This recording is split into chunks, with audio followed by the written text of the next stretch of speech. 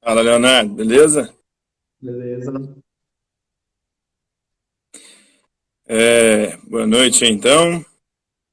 Estamos aqui agora para poder falar um pouquinho sobre sexualidade em Foucault. Isso aqui é um projeto do programa Residência Pedagógica, que é um programa do governo federal, juntamente com a Universidade Federal de Berlândia.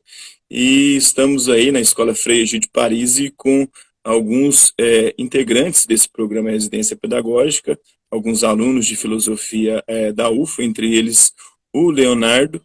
E o tema que o Leonardo ficou responsável de trabalhar com a gente hoje, de falar um pouquinho, de apresentar para a gente, é justamente esse tema da sexualidade aí em Foucault, em Michel Foucault, filósofo francês aí contemporâneo do século XX. É isso que ele vai falar para a gente hoje, né? Bora lá então, Léo? Bora. Então, é isso mesmo. Vamos falar sobre o. E aí, eu vou tentar falar da maneira mais simples possível, porque eu sei que o vídeo depois vai ser acessado, avisando para as pessoas que estão assistindo, pelos alunos do ensino médio. Uhum. E eu, como assim, é um tema muito grande, eu tentei para falar mais sobre a questão da educação, mesmo porque o meu projeto é dentro da área da educação. Essas questões sobre educação, elas estão ali na primeira obra, porque são três obras sobre a sexualidade, e sobre educação está na primeira obra, que é a História da Sexualidade 1, a vontade de saber. Uhum. Então, e o que a gente precisa saber sobre Foucault? Né? Você já até introduziu aí, então a gente precisa saber sobre Foucault, que ele é francês, que ele está trabalhando, flertando, né, na verdade, o tempo todo, tanto com a educação quanto com a psicologia.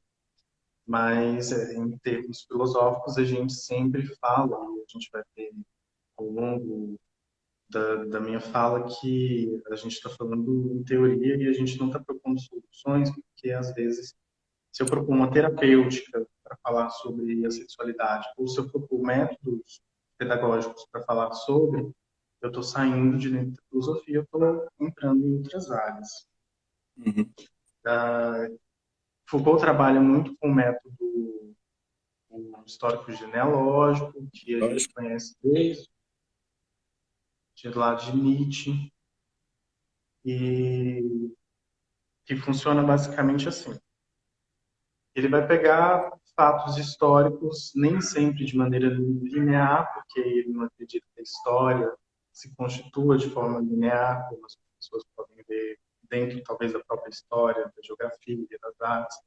Então, ele já não acredita nessa linearidade, que causa dificuldade para fazer leitura do texto dele, porque ele vai falar lá do século XIV, daqui dois parágrafos ele está falando do 18, depois ele já voltou para o 14 de novo. E isso para ir fazendo as suas observações e a investigação ela se dá dessa forma, dentro do método histórico e sempre procurando pelos fatos históricos as suas constatações. E o que ele está constatando, né? A gente tem ali, primeiro ele está falando sobre a hipótese reflexiva, que é uma hipótese muito importante e que ele não está numa atualidade muito distante da nossa. Ele está, assim, no nosso Ocidente, ele está há pouco mais de, acho que não chega a ser, né, um centenário ainda. Então, ele está há poucas décadas da gente. E Morreu a recentemente, na realidade, década de 80, né? então, a Inclusive, realidade que ele ele está morreu trazendo, foi em decorrência da AIDS? Foi complicações em relação. eu não me recordo. Sim, porque a direita costuma bater muito Foucault, dizendo que ele era um sujeito um tanto quanto promíscuo, né, que inclusive ele não gostava muito dos discursos da ciência, como a ciência queria muitas das vezes interferir na nossa sexualidade, dizer o que é certo ou não.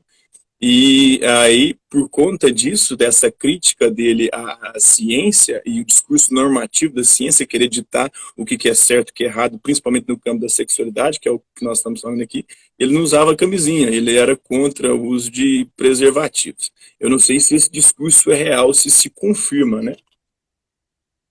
Então, são algumas coisas que eu gostaria, assim, de...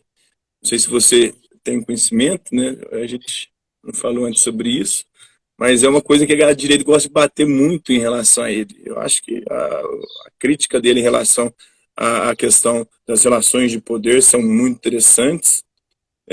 Você falou aí da questão da linearidade, né? Ele critica muito a ciência, essa visão linear da história, de como foram constituindo. Ele é um pós-estruturalista, considerado um filósofo também pós-modernista, né? Que vai romper com um bocado de coisas aí. Então, mas pode continuar falando aí. Era só coisas assim que eu, se você tiver conhecimento de alguma dessas coisas aí, para poder esclarecer, porque eu também não tenho, já procurei sobre isso e não achei. Não, então, tudo bem, a gente vai dialogando. Eu acredito que, bom, eu, Eu não sei assim, se é fake news da galera da direita que faz essas críticas aí. provável, eu acredito que seja especulação. E, de toda Uhum. forma, do ponto de vista da filosofia, talvez não seja interessante perguntar sobre isso. Tanto Uhum, é que, sim. É, só porque é interessante porque a gente às vezes vai falar de alguns autores e infelizmente ou infelizmente hoje tem esse tipo de coisa rondando na internet e é algo que infelizmente a galera pega para poder, pega um ponto ou outro. Se a gente for pegar na biografia de todos os autores, por exemplo, o Heidegger tinha relações muito próximas com o nazismo, mas é um filósofo importantíssimo para a gente compreender, né, a metafísica contemporânea, a ontologia, o estudo do ser na contemporaneidade no século XX, o existencialismo, ele vai influenciar bastante o Sartre, vai influenciar a escola hermenêutica, vários outros. O cara é fundamental, mesmo o cara tendo tido relação com o nazismo, né, dentro da biografia dele.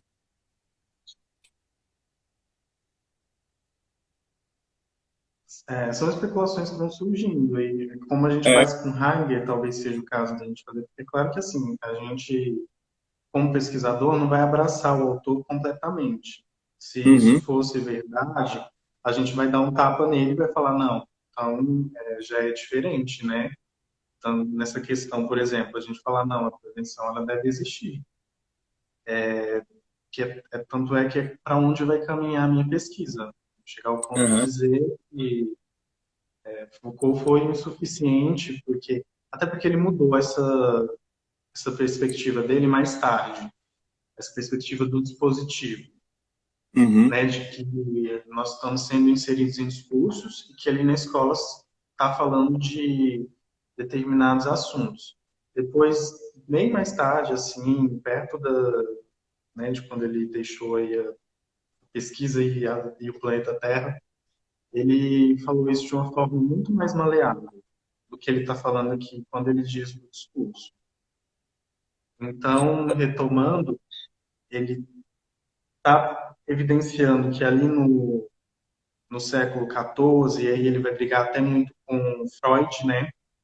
Quando ele fala que há uma repressão, e ele vai dizer, não teve uma repressão, porque no século XVIII, principalmente, houve a ascensão do assunto sexualidade, e não quer dizer que ela não tenha sempre existido, porque ela sempre existiu, tanto no sentido do sexo, ou seja, a criança já tocava o seu próprio corpo, né? É inevitável que a gente, enquanto criança, tenha sexualidade nesse sentido de que a gente conhece o próprio corpo, de que a gente toca, de que a gente fala de determinadas ações de determinados modos, igual quando eu digo, não estou necessariamente criticando, porque também assim, não é o que o Foucault está dizendo, mas, por exemplo, quando eu digo que o menino usa azul, a menina usa rosa, eu estou imprimindo na criança, na adolescência, seja quem for, uma sexualidade.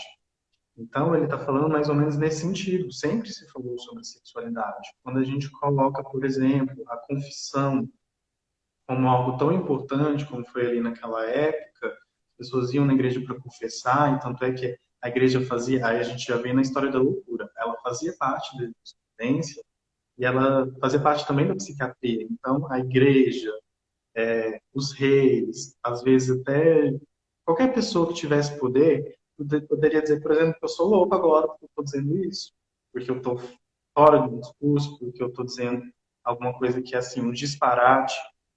Isso poderia ser feito.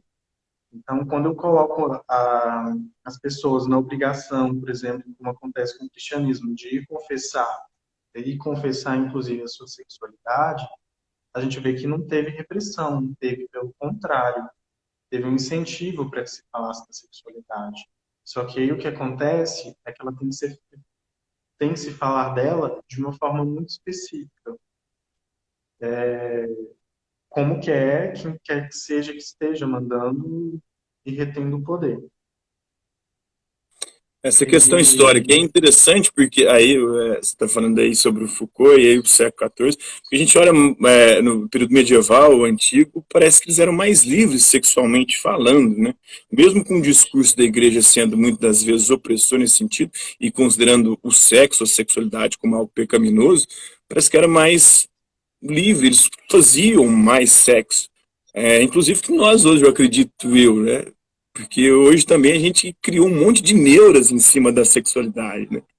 Não só as neuras históricas, que consideram o sexo pecaminoso, mas também até algumas neuras mais recentes, colocando alguns, ou criando alguns novos tabus em relação à sexualidade, como você deve ou não comportar, né? Com quantas pessoas você deve se relacionar, como que deve ser. Ele vai questionar muito essa questão da hetero, né, também, né, da heterossexualidade como padrão de normalidade, né? Vai questionar as relações de poder e o discurso da ciência médica, colocando também o sexo como para fins exclusivamente ou quase exclusivamente reprodutivos. A questão binária também, você vai falar sobre isso também para a gente aí?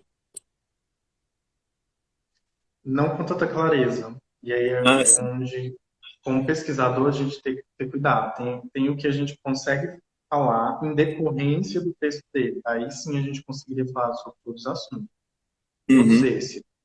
Mas ele exatamente não está falando, ele vai falar sim sobre a psiquiatria, ele vai questionar o que a gente está questionando, até assim, porque eu quis trazer esse assunto para que ele pudesse ser falado com alunos do ensino médio.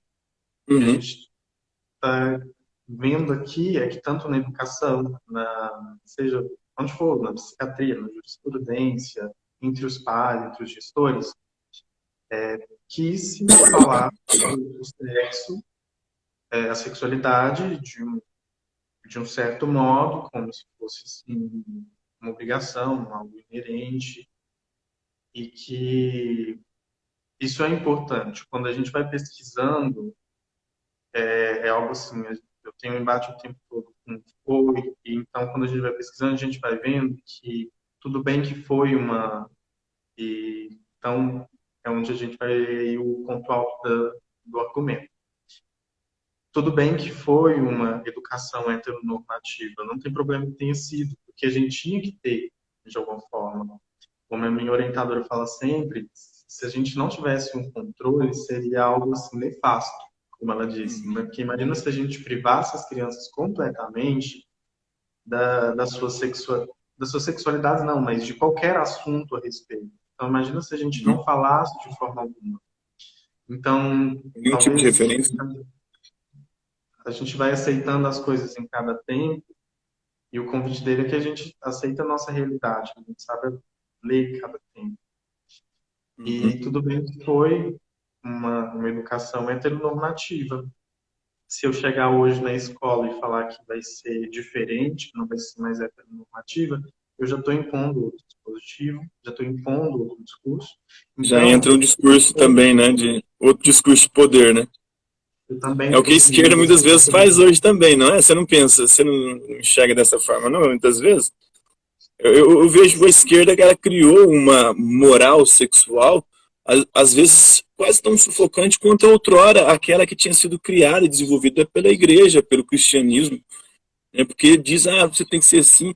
O BBB tem mostrado um pouco isso, né? Como esse discurso, muitas das vezes, é complicado, porque você quer taxar Sim. ali, tem um discurso que é o padrão agora, é a nova referência, e quem não se enquadra é excluído, é cancelado, é perseguido, né?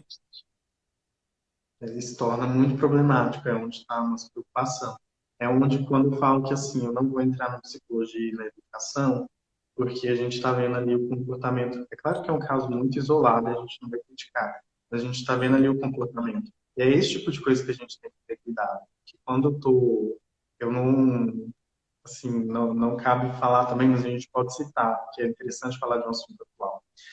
E eu tinha até mesmo pensado justamente no BBB.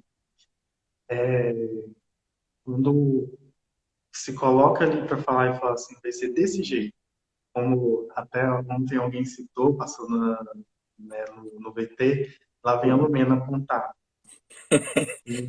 Ah, tá. Então, quando eu estou apontando, isso é muito problemático, porque, no fundo, Foucault está perguntando quem sou eu para falar que isso é certo, que essa é a maneira mais correta, que essa é a maneira ideal de se falar de qualquer assunto que seja. A gente está falando da sexualidade, mas isso pode ser impresso em qualquer assunto.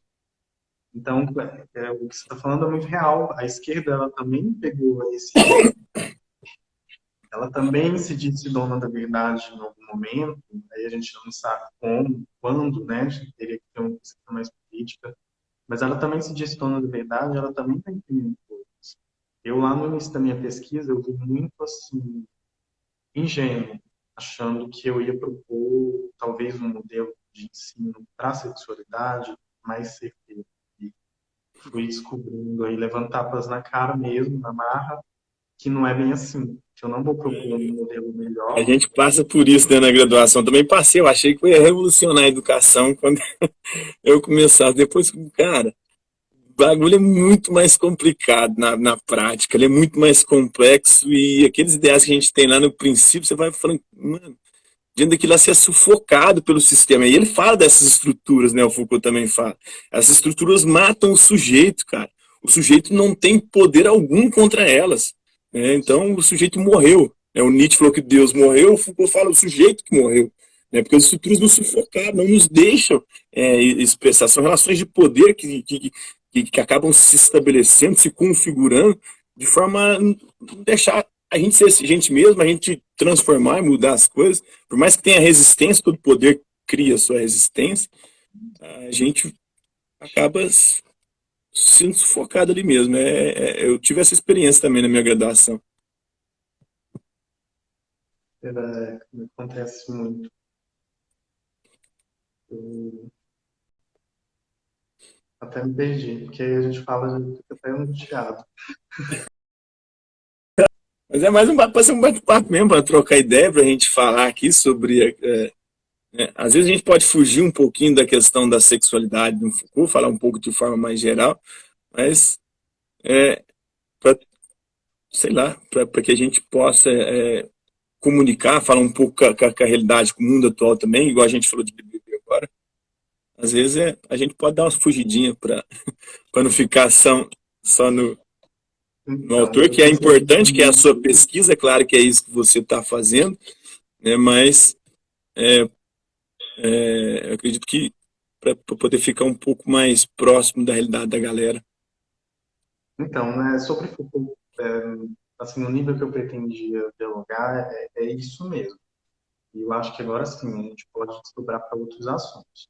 E tanto é que quando você falando isso, me veio à mente que, assim, acho que às vezes, voltando ali para a questão da militância, o filósofo ele se torna muito calado, né? Não sei se você já notou, porque às vezes tem brigas que a gente não quer comprar.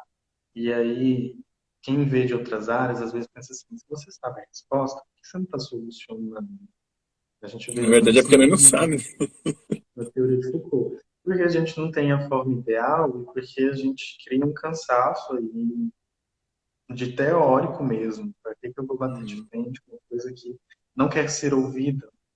E às vezes a gente tem que conhecer que ficar calado também é uma resposta e uma espera para que as pessoas se deem conta por elas mesmas.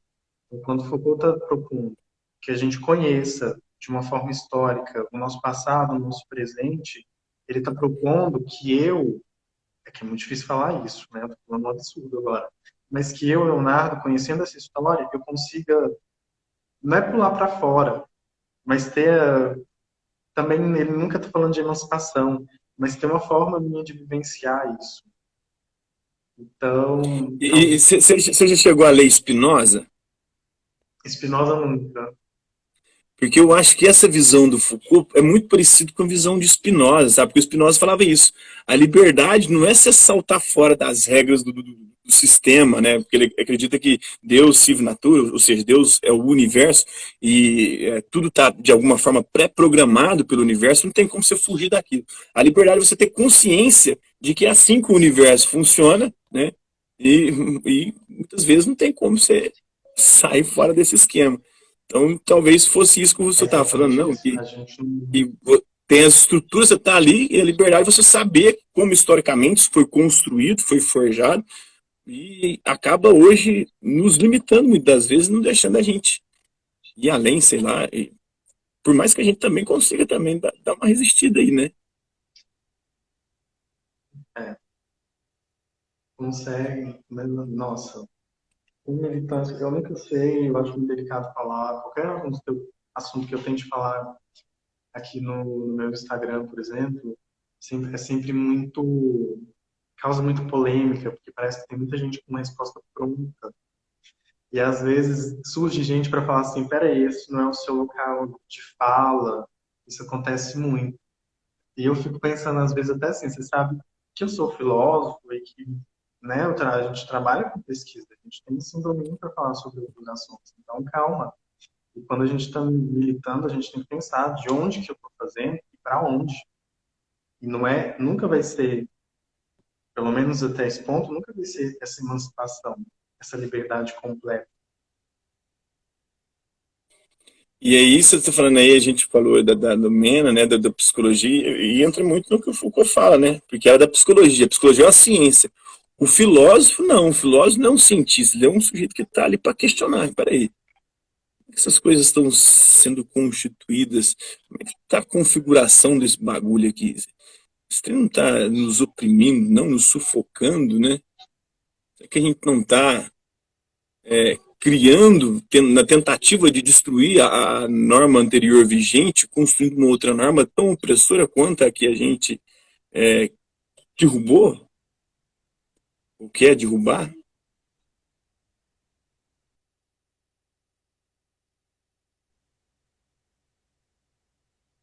Então, eu gosto do Foucault nesse sentido. Ele é um filósofo bem interessante. Muita gente não considera ele filósofo também, né? Tem muita gente dentro da academia. Você já ouviu falar isso já? Eu acredito que ele mesmo não considerava que ele estava fazendo uma teoria, né? Porque exatamente ele está indo contra essas construções de teorias aí prontas, dadas, bastante complicado.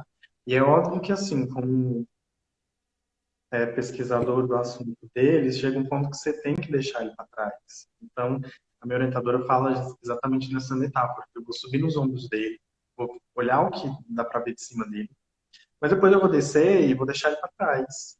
Porque é claro que isso é ser Foucaultiano, isso é eu conhecer. Chegou em um ponto da teoria que ela se esgota e eu tenho que ir para outro ponto.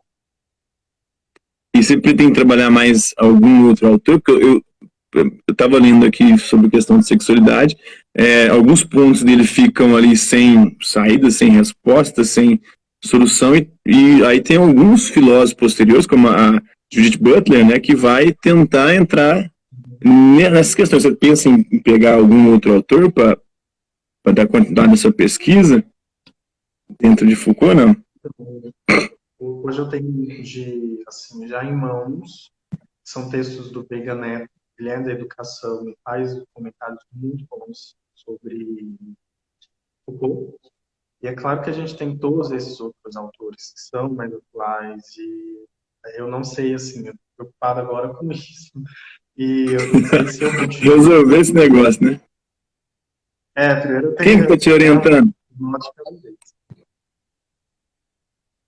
E aí eu não sei se eu continuar a pesquisa para onde que isso vai, que autor pode ser usado, mas a gente conhece essas imagens, né? A Judith Butler é com certeza uma imagem que, para falar de sexualidade, ela está sempre presente. E tem outros autores, porque eu não estou pesquisando exatamente por aí, que eu vou ficar dentro do texto de Foucault, mesmo porque eu não vou me arriscar, não vou dar a bala que vai me atirar. Mas existem, assim, futuramente eu vou conhecendo. Sim. Quem está te orientando lá? É a Filipa. Filipa? Eu não conheço a Filipa, não. Ela trabalha nessa área mais dos pós-modernos, Foucault. Isso, contemporânea, e ela é especialista em Foucault, né, que a gente tem sido muito bom, uma orientação muito boa. Trabalhando nesse sentido aí. Eu estava falando também porque tem uns também, né, considerados até pós-modernos, Deleuze, Guattari, que eles vão falar que filósofo é aquele que constrói conceito, que cria conceitos, e o Foucault não teria criado nenhum conceito. Eu acho que essa galera que fala isso não é o Foucault, não, né? Porque tem um monte de conceito ali que ele desenvolve, cara. Ele vai dar uma nova visão sobre a genealogia, você falou sobre a genealogia aí, né? Porque o Nietzsche faz uma genealogia, mas da moral. O Foucault faz uma genealogia do poder, que são duas coisas diferentes, né? A moral está no campo da ética, do comportamento humano, e a política, o poder está na relação política, mas a forma de discurso político vai se constituindo aí, né? O cuidado de si também na história de sexualidade, ele fala sobre isso, né? Tem, que eu já acho que já é assim. Aí ele tá entrando um pouquinho em ética, porque fala de cuidar de si. Eu não sei, existe esse embate, né? Deleuze e Guattari acompanha muito na educação, e vai existir sempre esse embate da educação, da psicologia, com a própria teoria. Mas eu acho que, assim, os filósofos não querem brigar. Eles querem dizer que, às vezes, tem buracos que são mais altos, buracos que são bem mais fundos. Eles estão tratando constantemente, né? Mas é uma treta saudável, né?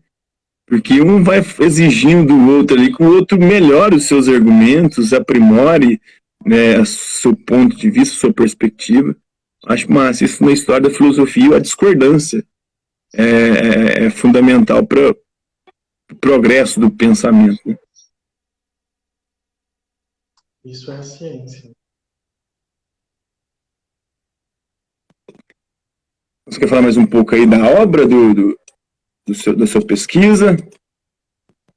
Não sei, só não sei que tenha uma assim, dúvida muito específica, porque também se eu falar muito, eu corro o risco de não me fazer entender ou também de falar besteira. Porque, né, não sei que eu saiba tudo que for. Faz parte, né? Está informação ainda. A gente fala, se bem que eu perdi com o tempo a preocupação de falar besteira, sabe? A gente vai perdendo à medida que a gente vai trabalhando em sala de aula. Porque, cara, você tem que falar ali 50 minutos numa aula, né? A chance de você falar besteira em 50 minutos é altíssima. Porque você não sabe tudo sobre todos os autores. E a gente tem que pegar a história da filosofia inteirinha. Às vezes a gente vai falar, né? Acontece. Né? E é até importante, porque eu depois falo, nossa, cara, que merda que eu falei aquele dia. Caralho. Aí na próxima vez que eu vou falar daquele autor, eu falo, não, eu já falei sobre isso, mas não era assim, isso foi, né? Tem uma incorreção aqui, né? Uma imperícia ou até uma falha minha nesse sentido, quando eu abordei o pensamento desse autor. Então vamos corrigir aqui. Acho que é importante, faz parte do nosso processo de formação. Você está aí terminando, né, a residência pedagógica justamente para isso, nos anos finais aí, praticamente um estágio, né, de vocês, e é bom, a gente vai crescendo, né, com os erros mesmo, os erros são importantes para a gente ir aprimorando o nosso pensamento, né, eu não sei se eu faria as mesmas coisas, por exemplo, se bem que eu gostei do cara que eu fiz em Henrique Dussel, um filósofo completamente alheio, aí, marginalizado dentro da filosofia. A gente nem vê na UF, vocês nem devem ter conhecido isso falar nele, né? É um filósofo argentino da filosofia da libertação. Ele vai questionar muito essas relações de poder também, do patriarcado, né, do centro-periferia da Europa, periferia do mundo, que é a América Latina. Vai trabalhar mais com essa questão, mais de uma geopolítica da filosofia. Mas ele vai abordar a questão da educação também, que é muitas vezes centrado no professor, o aluno é excluído, é marginalizado, é dominado. O Foucault também fala isso, né, da educação, como eu gosto de falar muito para os alunos em sala, quando eu falar de Foucault, isso. Nós estamos aqui vivendo uma experiência Foucaultiana, né, da estrutura de poder ali. todo mundo vigiando todo mundo, esperando uma falha de alguém para poder foder o outro, né? E isso tem se acentuado ainda mais agora com redes sociais, com cancelamento, aí, com perseguição. Ele fala muito pro nosso tempo, acredito eu. Na escola a gente pode pensar, eu lembro que fazendo disciplina de psicologia da educação, o professor uma vez contou um caso, né, que o professor chegou, isso acontece na escola o tempo todo, que eu já vi. Chegou um professor e falou assim, aquela puta tal. E sem falar nome, todos os outros professores perceberam, sabiam quem era. Então a gente vê aí preconceitos muito enraizados, né? Quando a gente consegue identificar alguém por esse tipo de preconceito. E isso acontece muito em todos os âmbitos, né? Mas na escola também, a gente está falando da vivência dentro da escola. E ser professor é muito delicado, né? Porque é como se diz, é uma vivência Foucaultiana, que você está imprimindo um discurso, não tem como você evitar. E aí a gente volta para o ponto inicial. Como eu vou evitar? Porque toda forma tem que ensinar alguma coisa. E como a gente começou falando de sexualidade, de alguma forma tem que ensinar a sexualidade também. Tem que abordar o assunto, né? Não pode ser um tabu, eu acredito também que deve ser. E aí tem as críticas hoje, dizem que isso é ensinar ideologia de gênero e um conceito de gênero aí totalmente deturpado, que não tem nada a ver do que quem defende esse tipo de pauta, na verdade, tenta apresentar a questão. Quando se fala em gênero, fala de papéis construídos historicamente, né? Papéis sociais. A mulher, por exemplo, né, ela não nasce usando saia, usando brinco, cabelo longo. Tudo isso aí é um padrão que foi construído historicamente. Um papel social que foi imposto para ela, geralmente pelo patriarcado, pelos homens, né? E é uma configuração social que a gente precisa entender.